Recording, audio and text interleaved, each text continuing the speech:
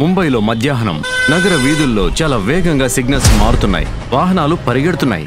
కానీ ఒక్క వాహనం, ఒక high security van green signal పడినప్పటికీ కూడా కదలడం లేదు. ట్రాఫిక్ పోలీస్ ముందుకు వెళతాడు. వ్యాన్ విండో పైన కొడతాడు. లోపలికి తొంగి చూస్తే అతను నిర్ఘాంతపోతాడు. కంట్రోల్, ఇక్కడ పంపించండి వెంటనే. సార్, వ్యాన్ చూస్తే ట్రాఫిక్ లో ఆగింది. చూస్తే గార్డ్స్ పవర్ నాప్ ని చాలా సీరియస్ గా తీసుకున్నారు అనుకుంటున్నాను. Let's see. వాళ్ళు వ్యాన్ లోపలికి తొంగి చూస్తారు. గార్డ్స్ ఇద్దరు సీట్లో పడి ఉన్నారు, స్పృహ కోల్పోయినట్టు. No injuries, no smell of gas or chloroform. They are just sleeping. అయితే దొంగలు అలాగే దొంగతనం చేశారా? పడుకోండి గార్డ్స్, లేకపోతే ఇక్కడికి గబ్బర్ వచ్చేస్తాడు. లుక్ హియర్, సర్క్యూట్స్ వేరయ్యాయి కానీ హీట్ వల్ల కాదు. వ్యాన్ లో అలారం బాక్స్ ఉంది కానీ డిసేబుల్ అయి ఉంది. ఎలా? లాజికల్ ఆర్మీ, మేహుల్కి అలా ఎందుకు అనిపించింది ఇది ఒక హైటెక్ రాబరీ అని?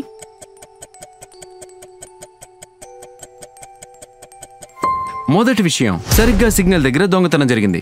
ఇద్దరు గార్డ్స్ బండి నడిపిస్తూ నిద్రపోయారు. ఇంకా అలారం డివైస్ స్మార్ట్ గా డిజేబుల్ అయ్యింది.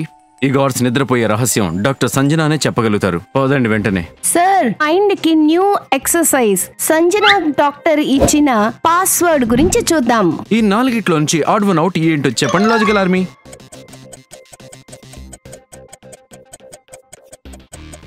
సైట్, సౌండ్ ఇంకా స్మెల్ మన సెన్స్ ఆర్గన్స్ లో భాగం. థాట్ అనేది ఒక మెంటల్ ప్రాసెస్, అందుకే ఇది odd one out. Mehul 4th number button నొక్కుతాడు. ఇంకా ల్యాబ్ డోర్ తెరుచుకుంటుంది. మేహుల్, ఇది అద్భుతం. గార్డ్స్ యొక్క మైండ్ ని లో ఫ్రీక్వెన్సీ వేవ్స్ తోటి హిట్ చేశారు. దీనివల్ల బ్రెయిన్ ఇన్స్టెంట్ గా గాఢ నిద్రలోకి వెళ్ళిపోతుంది. మరి ఆ అలారం డివైస్ సంగతి? ఇది కూడా సోనిక్ టెక్నాలజీనే. అలారం యొక్క ఫ్రీక్వెన్సీని మ్యాచ్ చేసి దాన్ని న్యూట్రలైజ్ చేశారు. మేహుల్, ఇది మామూలు విషయం కాదు. ఇది చాలా బ్రిలియంట్ సీనియర్స్ చేసింది, లేకపోతే తల తెక్కవధవ చేసింది. జీనియస్ తన పనులు మర్చిపోతాడా? Sir, I think I know where we are going. Yes, 100%. ఇది ఖచ్చితంగా సైంటిస్ట్ బుల్బులయ్యనే ఏదో గ్యాడ్జెట్ తయారు చేసి మర్చిపోయి ఉంటారు. పదండి, సైంటిస్ట్ దగ్గరికి వెళ్దాం. సైంటిస్ట్ నా దగ్గర చేరుకోవడానికి ఒక పజిల్ ని రూపొందించారు. మరి మీరు చెప్పగలుగుతారా ఏ దారి సైంటిస్ట్ ల్యాబ్ వరకు వెళ్తుంది అని?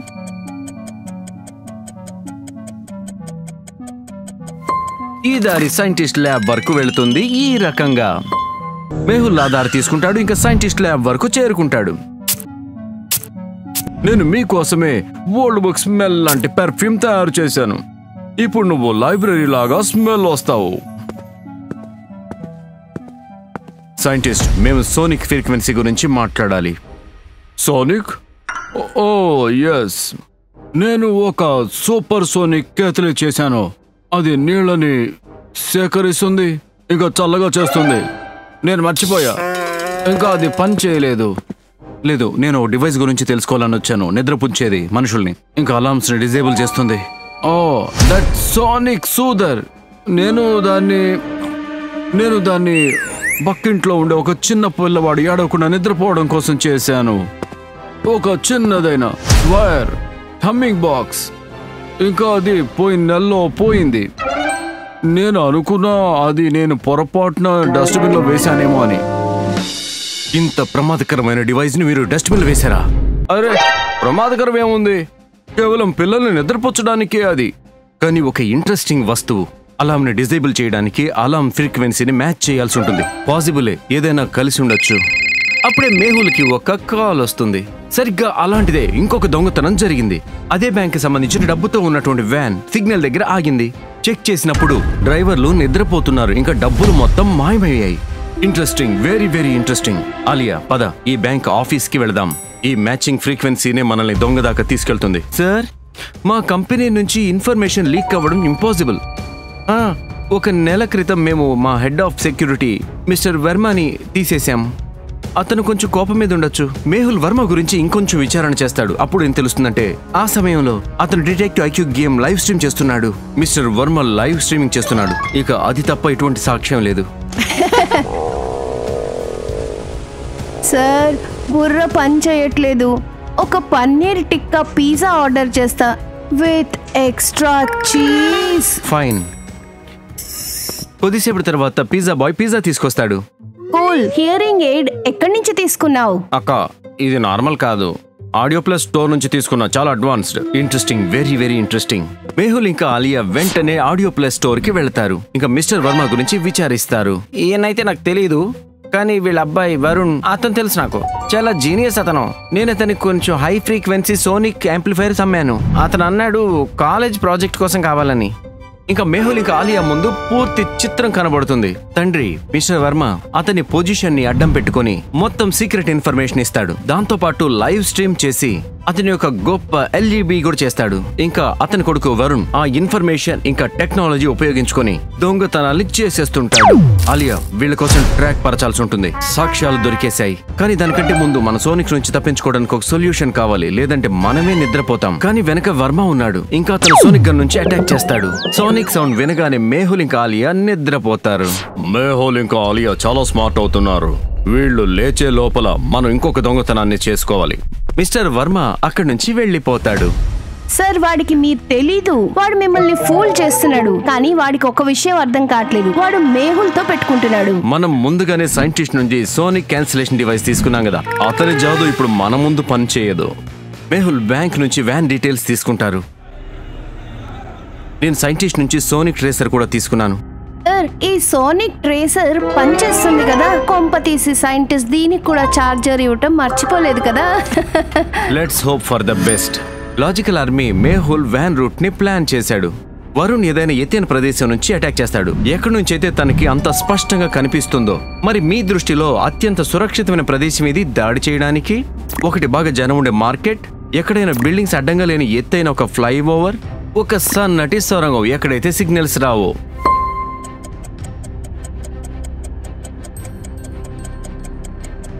రద్దీగా ఉండే మార్కెట్ లో బాగా శబ్దం వస్తుంది. సొరంగం లోపల సోనిక్ వేవ్స్ బ్లాక్ అయిపోతాయి. అందుకని అన్నిటికంటే లాజికల్ ప్లేస్ ఫ్లైఓవర్. అతను అక్కడున్నాడు ఆ ఎత్తిన వాటర్ ట్యాంకర్ మీద. వరుణ్ సోనిక్ గన్ నుంచి అటాక్ చేస్తాడు, కానీ వ్యాన్ లో ఎవరికి ఏమీ కాదు. అప్పుడే అతనికి అర్థమవుతుంది అతను ఉచ్చులో ఉన్నాడని. ఇంకా అతను అక్కడి నుంచి పారిపోతాడు. ఇప్పుడు నా టర్న్ సార్. ఆలియా వ్యాన్ నుంచి బయటికి వస్తుంది. ఇంకా రూఫ్ టాప్ మీద ఎగురుకుంటూ అతన్ని వెంబడిస్తుంది. మేహుల్ కింద తన బండి తీసుకొని అతన్ని వెంబడిస్తాడు. వరుణ్ ఓ మూలన ఇరుక్కున్నాడు. అతను ఒక చిన్న సోనిక్ డివైస్ తీసుకొని ఆలియా మీద అటాక్ చేస్తాడు. ఒక విచిత్రమైన శబ్దంతో ఆలియా తల తిరుగుతుంది. ఆలియా ఇప్పుడు ఏం చెయ్యాలి? ఓటమి ఒప్పుకోవాలా? మేహుల్ కోసం ఎదురు చూడాలా? తన చుట్టుపక్కల ఉన్న ఏదైనా వస్తువు తీసుకొని పెద్దగా శబ్దం చేయాలా?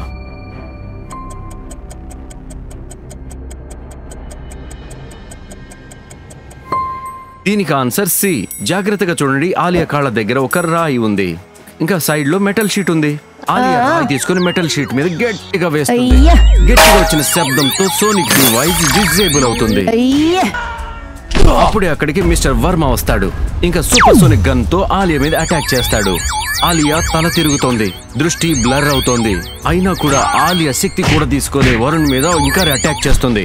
వరుణ్, మనం ఇక్కడ నుంచి పారిపోవాలి, పద తొందరగా. ఎప్పుడైతే వాళ్ళు పారిపోతుంటారో ఎదురుగా మేహుల్ తన బండితో వేగంగా అక్కడికి చేరుకుంటాడు. వాళ్ళ దారిని అడ్డుకుంటాడు. ఎక్కడికి పారిపోతున్నారు? మేహుల్ తన బైక్ లో ఉన్న ఒక బటన్ నొక్కుతాడు. బైక్ సైడ్ నుంచి హై టెన్సైల్ తాళ్లు వస్తాయి. మీ ఆట ఇప్పుడు ఎండ్ అయింది. అంతలో అక్కడికి పోలీస్ వ్యాన్ వచ్చి చేరుతుంది. ఇంకా ఇద్దరిని అరెస్ట్ చేస్తారు. మేహుల్ పరిగెట్టుకుంటూ ఆలియా దగ్గరికి వెళ్తాడు. ఆలియా స్పృహ కోల్పోయింది. మేహుల్ జాగ్రత్తగా ఆలియాని తన చేతిలోకి తీసుకుంటాడు. ఇంకా అక్కడ నుంచి వెళ్లిపోతారు. Case solve. ఇంకా డిటెక్టివ్ మేహుల్ ఇంకా ఆలియా రాక్స్.